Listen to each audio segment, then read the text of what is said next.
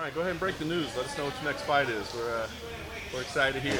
I don't have anything planned yet, so hopefully it's for Dominic Cruz. That's the kind of rumbling we've been hearing. Do you think Yeah, that's going to work man, out? I hope so, man. It's actually starting to take off a little bit more, so I'm hoping so, man.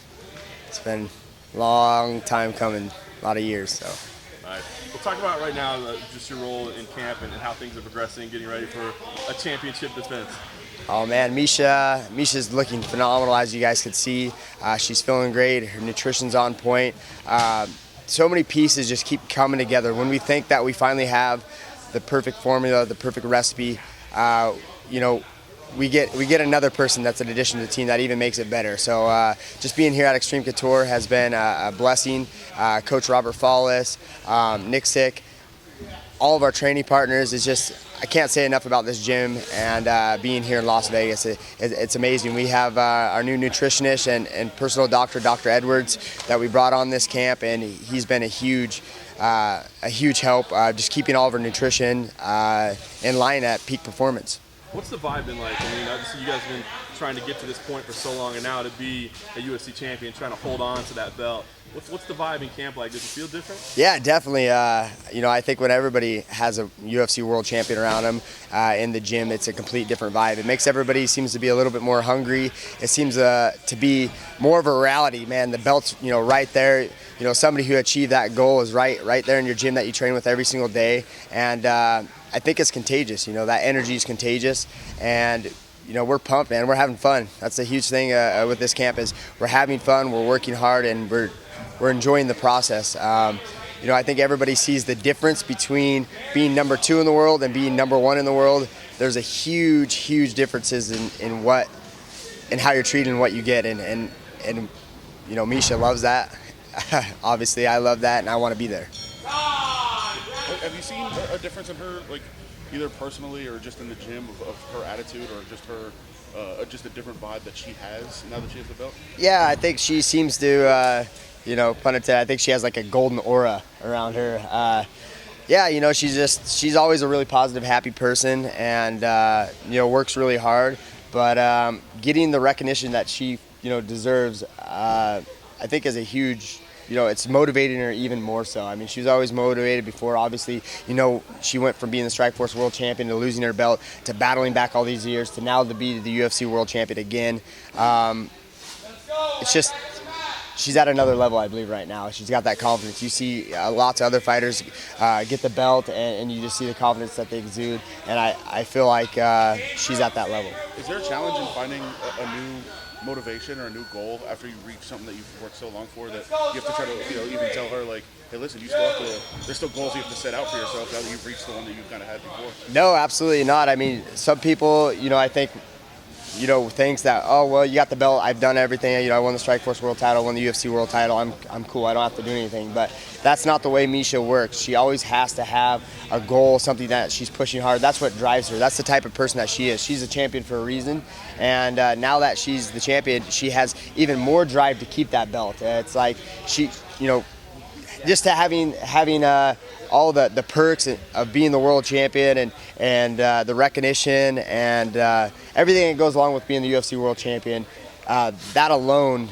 is enough to have motivation to keep driving. But she has this intrinsic motivation that's just within herself that I believe, what makes somebody a champion. She has that inside of her, and she's more motivated than ever.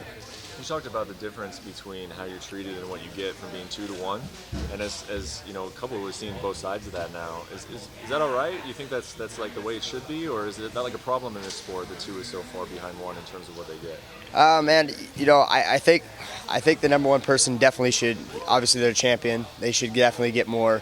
But I think the discrepancy between 1 and 2 or 1 and 3 or whatever, I think it is. It's a huge gap. And I know it's a huge gap in a lot of sports, but I still believe MMA is still in its infancy, in the sport, and I believe things are changing, and that gap's starting to close a little bit. Maybe not so much for the lighter guys. We're still battling a lot of stuff, but the sport's still growing, and I'd like to see a little bit more, even across the board. But it is what it is, man. The people who are not the champions. If you can stay in the UFC, you can still make a living, and do what I love every day. I'd rather have money when I'm in my 20s and 30s and be able to live and be broke when I'm old, instead of the other way around of people working a 9 to 5 their whole life and then now they finally have money and they're old and they can't do anything. So if that happens, I would be happy that way. So yeah. Besides the monetary compensation, being a champion, are there other, you mentioned opportunities, what do you mean by that? Yeah, absolutely, and actually that's what I was speaking to more so than just the monetary values of being the champion. As you've heard a million people say, when you're the champion, you're number one, everyone wants to be your friend. Well, we keep our friends and our family close. We don't need any new friends, but as far as the opportunities to make other monetary value outside of the UFC, or opportunities to do things that you've always wanted to do, maybe as a childhood hero, to cross over to maybe do movies, making movies, to be able to go to a huge sporting event or meet an actor or actress that you've always wanted. You might be a little kid and had, Michael Jordan was your best, everybody loved Michael Jordan, and now that you are the champion, you have that resource to reach out and say, hey, I'm the UFC world champion, and go maybe play a game of basketball with Michael Jordan. Opportunities just like that. That's just an example. None of us can play basketball to save our lives, so but just that example, of just being able to just do a lot more, to get a lot more. You go in wherever we go now. It's funny when you're on the lower rankings, you can't get gear, you can't get sponsors, you can't get supplement. You're suffering now that you're, especially Misha being the champion. She doesn't ever have to pay for meals, pay for anything, free supplements, free clothes for just for being the champion. And so it's kind of a crazy situation of how that works. Do you notice a difference in the opportunity of like the training and preparing? Is she in that access to people normally? Yeah, we just had a huge sponsor reach out to us and buy us a new hyperbaric chamber. And I don't know if you guys know those. They're expensive, cost a lot of money. So we have a really nice medical grade high-end hyperbaric chamber. That's a huge help with training. We just have people that are willing to reach out and just want to be a part of it. They just want to be a part and say, hey, I know that person who's a world champion. They want to be a part of it. And we welcome it. Hey, it's helping us. The hyperbaric chamber is amazing. She has lots of other things that help out with training. We get gear, whatever, just everything as the whole entire package. Every aspect of life is, is easier and more fruitful. Let's say this Dominic Cruz fight comes together for you. What do you think you bring to the table that he hasn't seen? Man, first of all, I have 44 MMA fights with my unsanctioned MMA fights that are not on SureDog, and I just believe I bring a really awkward, rare style. He has a very unique style on his feet. He's got crazy footwork. He might look a little bit more fancy or flashy, but I have a very unique style on the way I approach my striking to my wrestling. I don't try to just kickbox and just wrestle. I use my wrestling to make my striking better. That's why I was able to outstrike Eddie Wineland. Clearly, he's a better kickboxer striker than I am, but in an MMA match, I'm a better striker than he is because he was so worried about my takedowns, my feints, that I was able to win the fight on my feet. And I think that's what I bring to this fight is I feel I have a high fight IQ, and that I'll be able to put him pressures in situations that he's never been in. I'll be able to throw strikes that are a little bit awkward. My entries on my takedowns I'm varied up a lot. I don't have the same ones. Very versatile in my takedowns, and I don't think he's ever. I know, first of all, that he's never grappled anybody with my style. I feel like I'm a rare breed, and my grappling style is being more of a catch wrestler instead of a jiu-jitsu guy. You have these guys who are just takedowns and jiu-jitsu guys. I have a catch wrestling style that I mix my grappling with my wrestling very, very fast transitions, and I don't think he's had anybody with that type of pressure before and awkward movement. So you can't see my pressure as much, on TV. It might not look as fancy. I've had so many guys come to the gym, and afterwards I kick the crap out of them like, holy cow, man, I thought I was going to be able to beat you up or kill you, and now I know why. It's just some things you just can't see.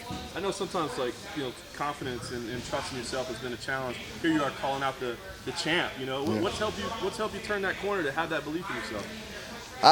Man, first of all, a lot of years of just chipping away at doing mental focus stuff, but the huge part is this team at Extreme Couture, and mostly being Coach Robert Falls. The guy's a genius when it comes to mental and emotional preparation. A lot of people don't really know what the word coach is until you're around somebody like Coach Falls. To me, there's a lot of teachers out there, and not a lot of coaches. You know, somebody can show you someone moves, they can show you this, they can show you that, but that's not a coach. You know, Coach Falls showed me what a coach is, and that's to be able to balance the emotional and mental focus of a fighter and to be able to bring the best out of them, to not try to change the fighter that they are into a cookie cutter mold, but to find that the strengths that they have and learn how to play on those and use those, and get in touch with them mentally and emotionally. Another thing is just having amazing training partners that I see being successful, and knowing how I'm doing against them. Working with Mark Savard, who's a renowned hypnotist and mental coach. I've been working with him a lot as of this last fight, and just having Dr. Jonathan Edwards, keeping my nutrition on point, my body feeling great, just all of it combined. I just feel, I feel better now than when I was in my 20s, so phenomenal. It's a package deal. Cool. Thanks, guys. Thanks. Definitely.